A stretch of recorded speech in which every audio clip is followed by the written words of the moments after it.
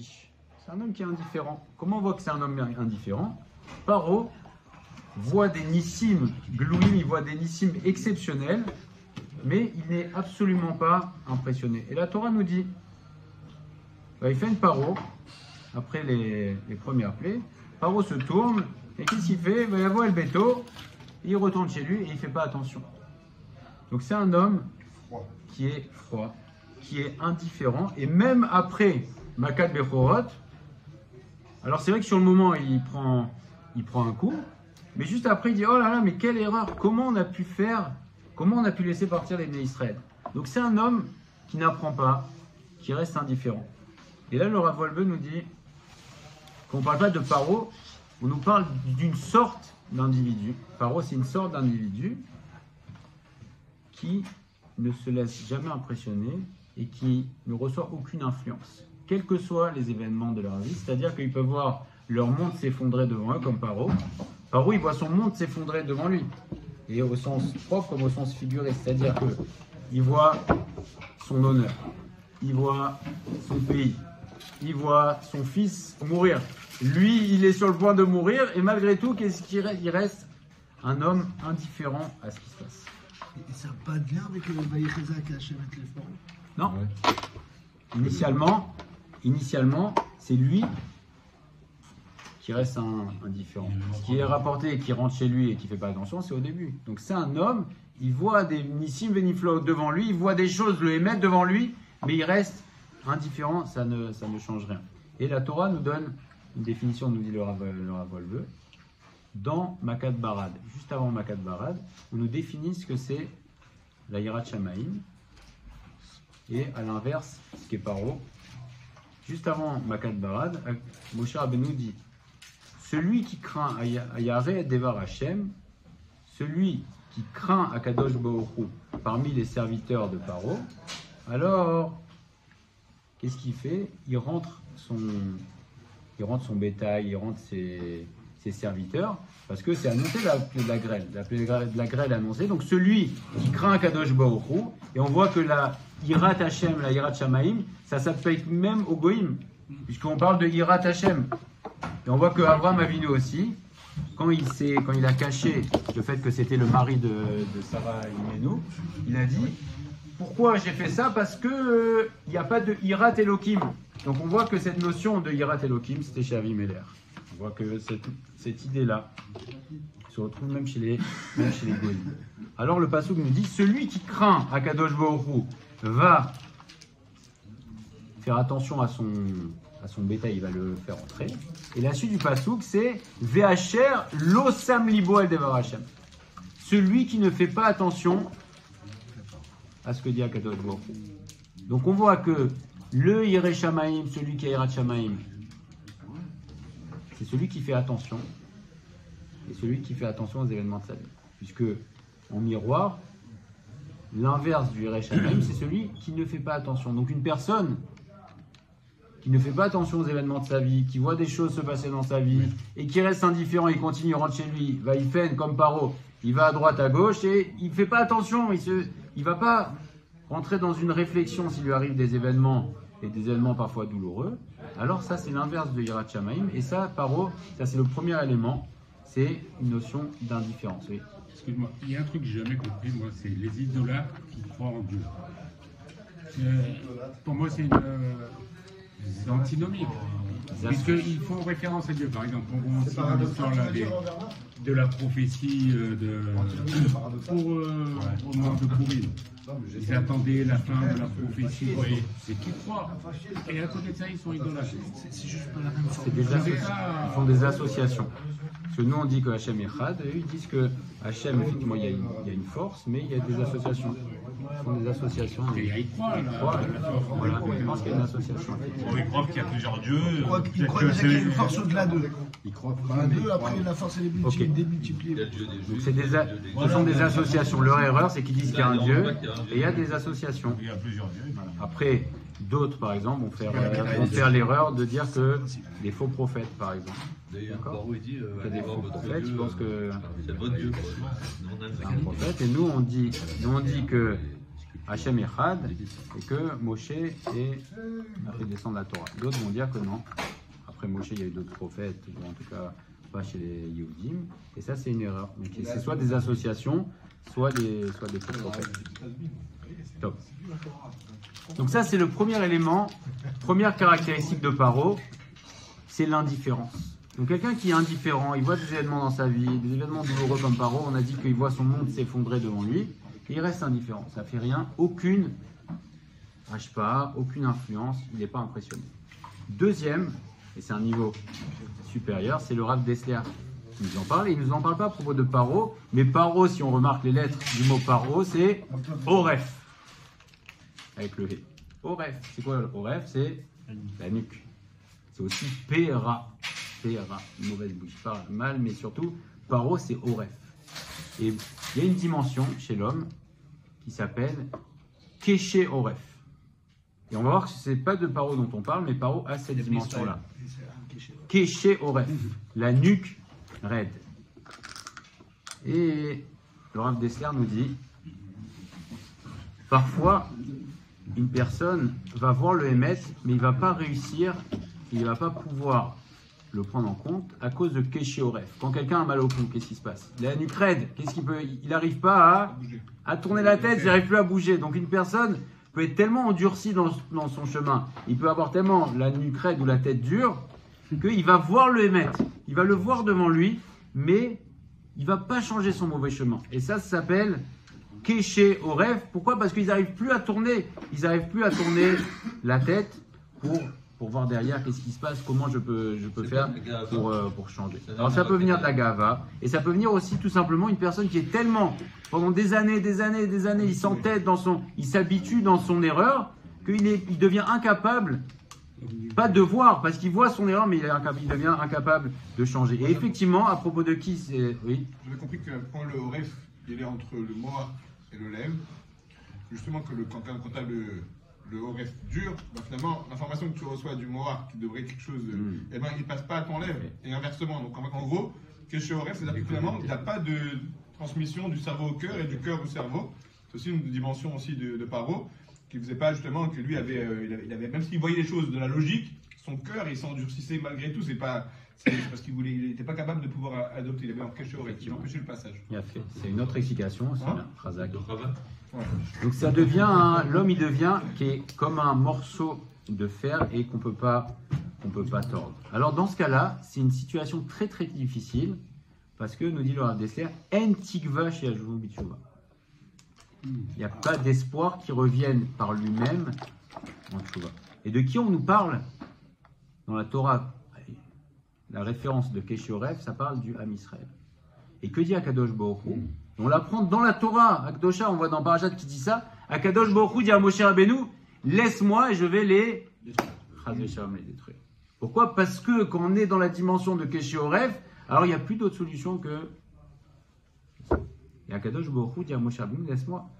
Et si ce n'était la tefila de Moshe Rabbeinu, on dit que Moshe Rabbeinu, il est tombé malade, tellement il a prié à Akadosh Baruch Hu, il a dit s'il te plaît, s'il te plaît, s'il te plaît. Il a insisté, jusqu'à ce que Akadosh Baruch Hu dise d'accord. Mais ça change quoi qu'il ait dit d'accord à Akadosh Baruch Hu? On ne peut pas changer. Et là, le Rav Dessler nous donne le secret. Comment on peut faire pour changer, pour faire tchouva malgré le Kéché Oref? Eh bien, Moshe Rabbeinu a fait un acte. On dit qu'il y a 3 choses que Moshe Rabbeinu a fait de son propre chef, et Akadosh Baruch Hu l'a félicité. Premièrement, il a cassé les louchot. Akadosh Baruch Hu lui a dit Yeshar Koach. Bravo. Deuxièmement, il s'est séparé de sa femme. À son niveau, il s'est séparé de sa femme, et Akadosh Baruch Hu lui a dit c'est bien, tu devais toi, Moshe Rabbeinu, te séparer de ta femme, parce qu'il était en permanence en contact avec la Shrina. Et troisièmement, il a rajouté un jour à Matan Torah. Le vrai jour de Matan Torah, ce n'est pas le 6 Sivan, c'est le 7 Sivan. Il a rajouté un jour de préparation. Et Akadosh Baruch Hu lui a dit, c'est bien. En tout cas, l'acte qu'a fait Moshe Rabbeinu, il a pris les louchot, il les a cassés devant le Ham Israël. Et là, à ce moment-là, les lettres se sont envolées. Et qu'est-ce que ça a fait au Ham Israël? Ça a fait un électrochoc.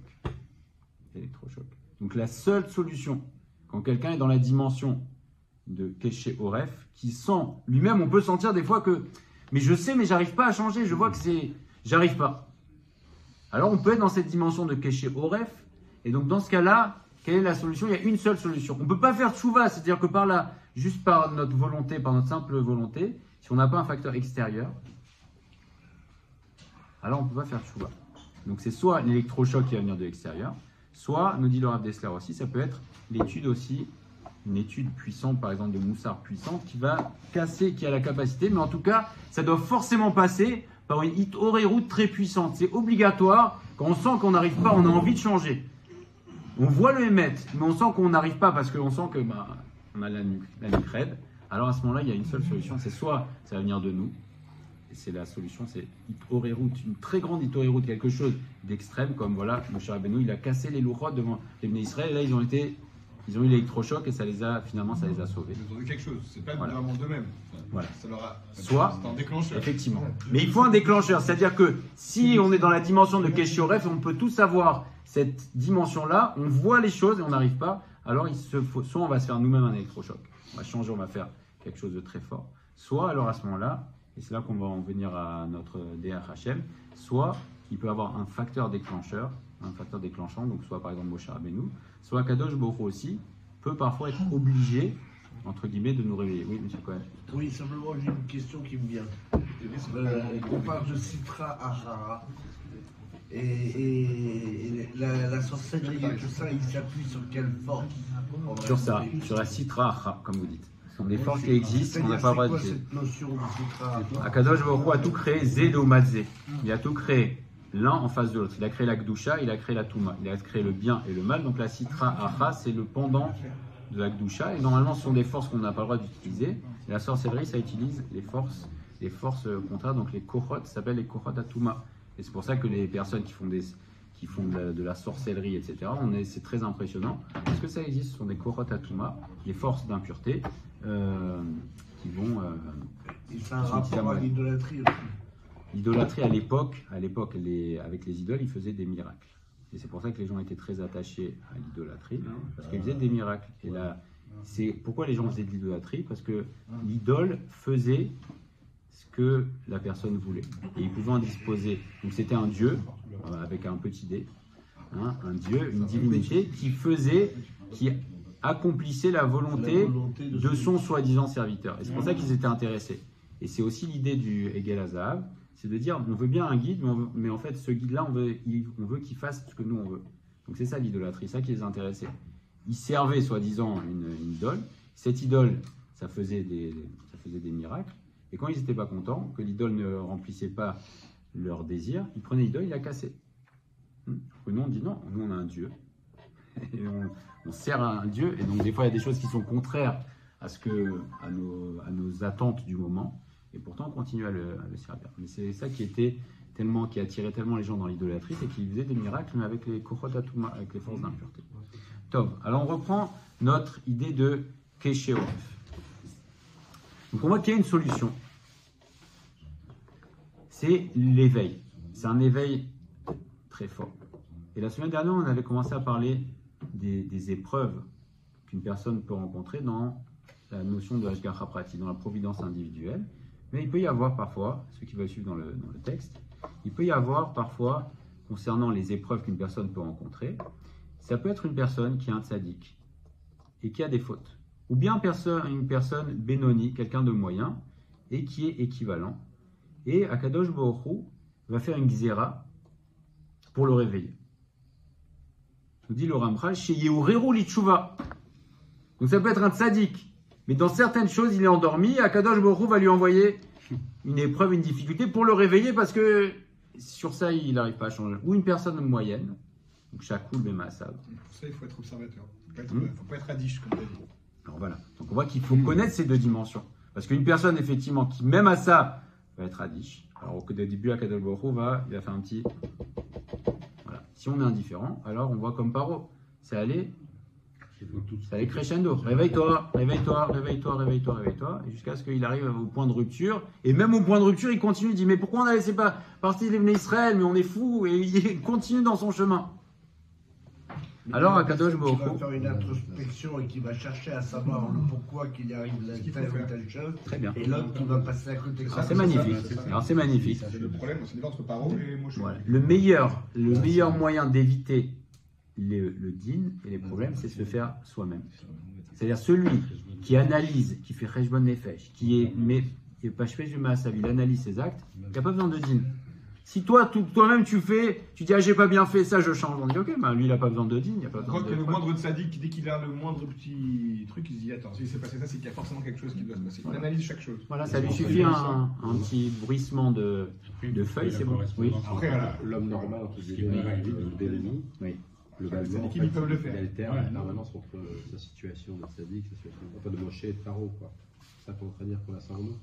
C'est-à-dire qu'il y a des situations, il y a des moments où on arrive à analyser clairement les choses, il y a des moments où on est complètement aveuglé et on n'y arrive pas. C'est pas forcément des moments, il y a des parties de notre vie où on n'arrive pas à changer, où on est moins clair. C'est pas forcément des moments d'oscillation dans le fait qu'on est bien ou on n'est pas bien. Il y a ces oscillations. Il y a des parties de notre vie où on est kéché au rêve, on n'arrive pas à changer, on sait, on voit et on est toujours en train de refaire la même chose et on refait la même chose. Alors Kadosh Baruch Hu envoie dans ce cas-là des issourim, il peut envoyer des difficultés à la personne, chacun selon son niveau, pour que la personne se réveille. Donc ça lui fait une itorérut. Et là, à ce moment-là, il va commencer à réfléchir. Mais effectivement, comme disait Auriel, effectivement, une personne, elle peut recevoir ça, ça ne va rien changer à sa vie. Alors que chaque message qui est Mina Shamaim, si une personne fait attention, et c'est ce que nous disait Sœur Volbeu, c'est Samibo. Est-ce que tu fais attention? À l'aéroport, on te dit Simoulev. Mais si toi, tu es au duty free en train d'acheter du whisky, et que tu fais pas attention, mais tu vas rater ton avion. Mais ils t'ont dit Simoulev. Et après, tu arrives, tu dis ah mais je comprends pas, mais j'ai pas entendu. Mais monsieur, on a fait 25 appels, on vous dit, et on vous a appelé par votre nom. On vous a dit, mais monsieur, tu dois venir, c'est le dernier appel, on t'appelle. Ah mais j'ai pas entendu. Bon, bah, t'as pas entendu, mais tu peux pas. Il y a eu des appels. Donc c'est exactement ce que fait Akadosh Baruch Hu. Est-ce qu'on fait attention? On fait pas attention. Si on n'entend pas les appels, ben on rate l'avion. Alors ça peut être pareil. C'est que Akadosh Baruch Hu, si on n'entend pas les petits appels du pied qu'il nous fait, alors il peut parfois aussi amener des issourim, des difficultés, pour que la personne, ça l'éveille et qu'il commence à réfléchir à ses masses. Mais attention. Un principe que chaque effet a une cause. Et il n'y a pas d'effet spontané comme ça qui vient de nulle part. S'il s'est passé quelque chose, c'est comme le domino. Si un domino il tombe, c'est qu'un autre domino lui est tombé dessus pour le faire tomber. Oui. Ça, c'est un pilier de la Emouna. Il n'y a pas de hasard. Omnam, attention, ça ne rentre pas dans les issourines de Kapara. C'est important. Il y a des issourines qui vont être des issourines des difficultés pour pardonner l'homme, pour expier. Et ça ne fait pas partie des issourines de Kapara, nous dit le Rampral. Donc c'est une nouvelle catégorie. Les issourines, ça peut être parfois quelque chose qui va être ramené sur l'homme. Alors bien sûr que c'est pour son bien, mais c'est dans le but de le réveiller. Ça s'appelle des Issouré Héara, les difficultés de réveil. Voilà, Akadosh Baruch Hu, il dit réveille-toi. Pourquoi? Pour éveiller le cœur à la tchouva. Ça veut dire qu'un homme ne peut se réveiller que par des difficultés, ou peut y avoir aussi des éveils. C'est une personne qui ne se réveille pas. Et on peut tous être comme ça. On peut tous être comme ça, et dans certains compartiments de notre vie, on peut tous être comme ça. Et Akadosh Baruch Hu va nous envoyer sur un certain point. Alors, soit on va comprendre nous-mêmes que c'est sur ce point-là qu'il faut changer parce que ça va être amené d'une certaine manière. Si on ne comprend pas, il faut aller demander. Mais en tout cas, c'est sûr que si quelque chose qui se passe, comme vous disiez, c'est pas un hasard, c'est qu'il y a un message. Il y a toujours un message que nous envoie Akadosh Baruch Hu. C'est le principe du chauffard. Il y a les trois intensités, il y a Katan, Benoni et Gadol. Et en fait, à chaque fois, tout ce qui fait Hachem, c'est par trois intensités. Si à la première, on comprend, tant mieux. Deuxième, c'est un peu plus fort. Et troisième, c'est presque trop tard. Effectivement. Et pourquoi fait ça Akadosh Baruch Hu? Akadosh Baruch Hu fait pour nous faire tchouva, pour que on n'arrive pas à une situation de non-retour. Issourine Kapara, ça vient après alors. Hein? Il y a deux catégories. Il peut y avoir une personne qui a par exemple, il peut y avoir, si on prend l'exemple d'un tzaddik, il peut y avoir un tzaddik qui a quelques fautes, et il s'est réveillé, il sait par exemple qu'il a fait une faute. alors quand même, pour qu'il ait son lamaba parfait, alors Akadosh Baruch Hu va lui donner des historiques de capara d'expiation, parce que même si Akadosh Baruch Hu pardonne, il y a un rochem qui reste, oui. Il y a oui, par exemple, le Egel Azahav, Akadosh Baruch Hu a dit, c'est l'article j'ai pardonné. Néanmoins, il y a eu quelque chose qui s'est passé. Donc Akadosh Baruch Hu a effacé, et après il faut réparer, comme si on a cassé, on a déjà pris le machal, quelqu'un qui casse un verre. Un enfant, il te dit, bon, j'ai cassé le verre. Très bien. Ok, il n'y a pas de problème, je suis désolé, papa, je suis désolé. D'accord. Très bien, je te pardonne. Bon, mais le verre est cassé, donc il faut réparer le verre. C'est la même dans tout ça, Jérémy, le problème, c'est qu'on fait des fautes quand on est jeune. On n'a pas la même conscience d'aujourd'hui. C'est ça le vrai problème, c'est qu'en fait, on n'a pas les armes. Quand on regarde ici, là, on est tous déballés, tu vois, on a tous fait des fautes quand on était jeunes. Si on prend conscience de ce qu'on a fait, c'est toujours le problème. C'est qu'en fait, il y a des conséquences. Mais non, le problème, c'est que ces conséquences, comme elles restent toujours une trace. C'est une très bonne question. C'est vraiment ça, c'est un problème qui me fait réfléchir. Je dis, attends, les mecs, je vois, ils ont fait des choux de ouf et tout ça. Il faut penser que c'est effacé. On voit quand même qu'il y a des séquelles, on sent qu'il y a des séquelles chez chacun, on sent qu'il y a des séquelles chez chacun. Alors, c'est une très bonne question, le Ramchal. Akadosh Baruch Hu prend en compte la manière dont on a fauté, l'âge qu'on avait, les kélim qu'on avait, les ustensiles qu'on avait pour éviter ou non la faute et notre niveau de conscience. Donc Akadosh Baruch Hu prend en compte. Il est évident qu'une personne d'un certain âge qui connaît la Torah, qui connaît les tenants et les aboutissants qui faute, ça va être beaucoup plus grave qu'un adolescent qui fait la même erreur. Et ça, Akadosh Baruch Hu le sait. Ça nous dispense pas de faire tchouva. Mais il est évident que ce sera beaucoup moins. En tout cas, on sera beaucoup plus indulgent dans ce cas-là. D'accord. Et en tout cas, de toutes les manières, il faut évoluer. Le verre cassé, il est cassé. C'est ça, voilà. T'as dit qu'il reste toujours une trace. C'est machal le verre. Oui, un machal, mais il est évident que tu peux casser des verres tous les jours. C'est un machal. Tu peux casser des verres tous les jours. Comme si, ok, c'est comme si, si on reprend le machal, c'est comme si quelqu'un qui agit en connaissance de cause, il va casser, il va briser une vitrine et l'autre, il va casser un petit verre. Ok. En tout cas, c'est Akadosh Baruch Hu et ça, c'est dans la. Il y a des choses inhérentes à l'être humain aussi.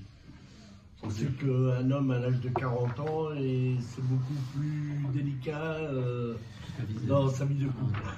Ok, donc, c'est vrai. Effectivement, chacun on évolue, mais savoir que Akadosh Baruch Hu prend en compte, il connaît, il sait ce qu'on a dans le cœur, ce qu'on avait dans le cœur au moment où on l'a fait.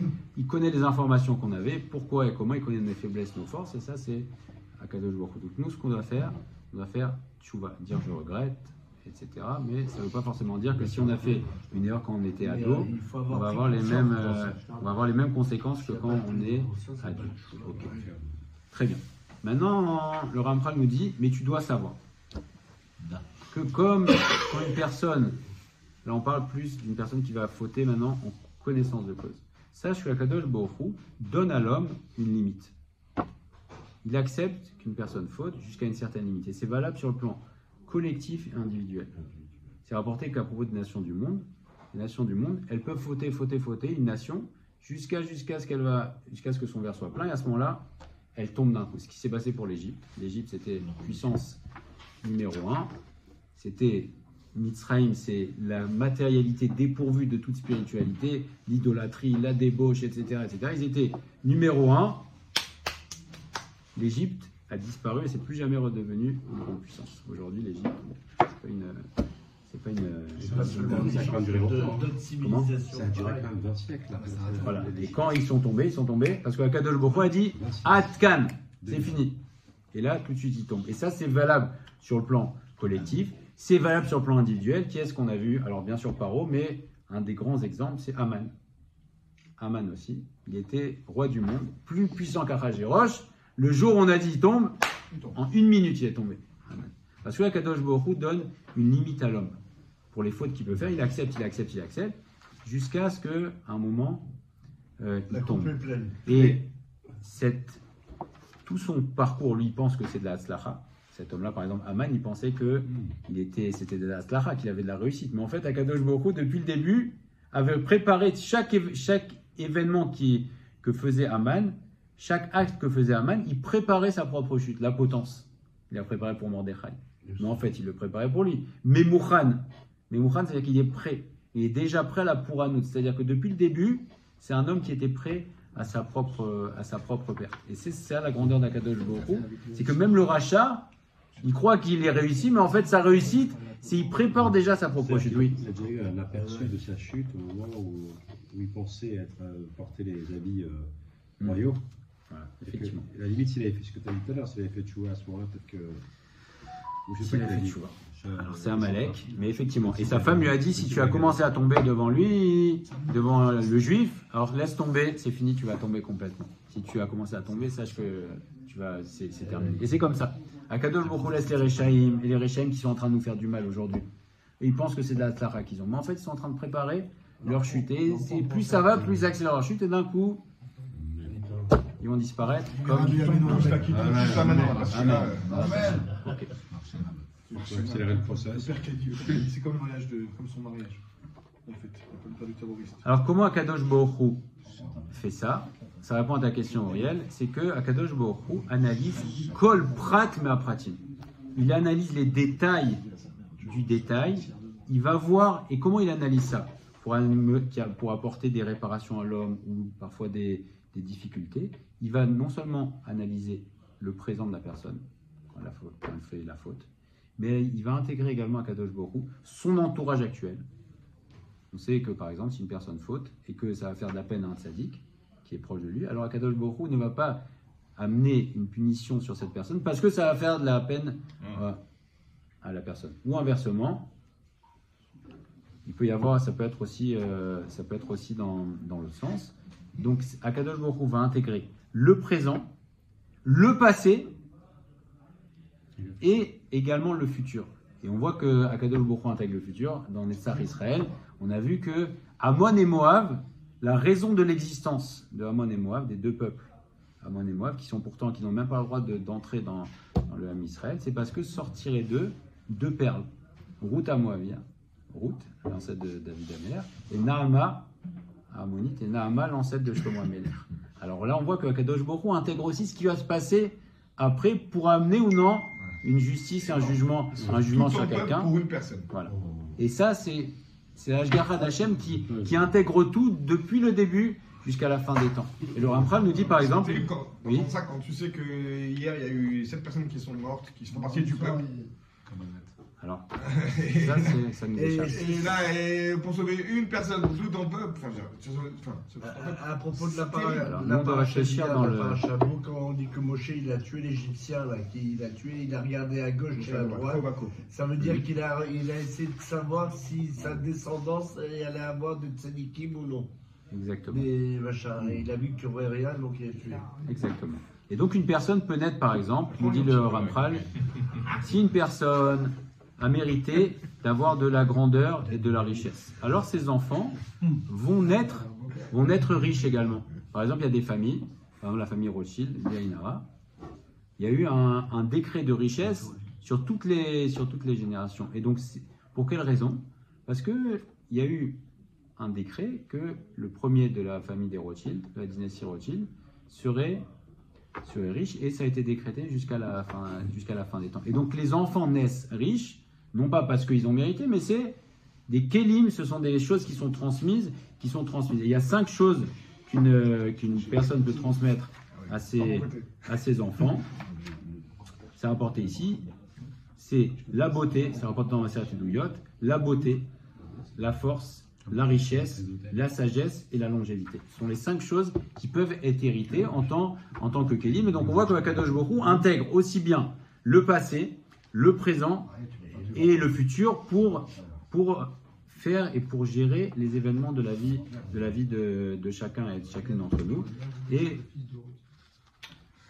Akadosh Baruch Hu, parfois, c'est très important d'être éveillé, c'est-à-dire ne pas attendre d'arriver à une situation difficile, même si nous on ne sait pas quels sont les tenants et les aboutissants, mais se réveiller. Remercier Hachem tout le temps pour pas avoir besoin d'avoir. Et si on se fait nous-mêmes notre jugement, on dit ah là j'ai pas bien fait et je m'excuse, j'essaye de réparer, alors Akadosh Baruch Hu dit mais toi tu gères, c'est bon, il n'y a pas besoin. Donc surtout apprendre de paro l'indifférence, ne pas être indifférent les messages et être attentif aux messages qu'on reçoit en permanence. On est abreuvé en permanence de messages. Et deuxièmement également, ne pas arriver, Chazé Shalom, à cette situation de Kéché au rêve. Kéché au rêve, retenir, c'est pas simplement une expression, c'est aussi la notion de la nuque est tellement raide que même si on veut, on n'arrive plus. Alors dans ce cas-là, soit on fait nous-mêmes un réveil très fort, on dit bon, là il faut que je change. Alors ça peut passer par une étude de Moussar, où on va vraiment comprendre profondément les choses, mais il faut une Hitorerut, soit sinon, Akadosh Baruch Hu aura besoin pour notre besoin de nous réveiller. Alors Bezrat Hashem qu'il n'y a pas besoin de nous réveiller, et qu'on se réveille tout seul.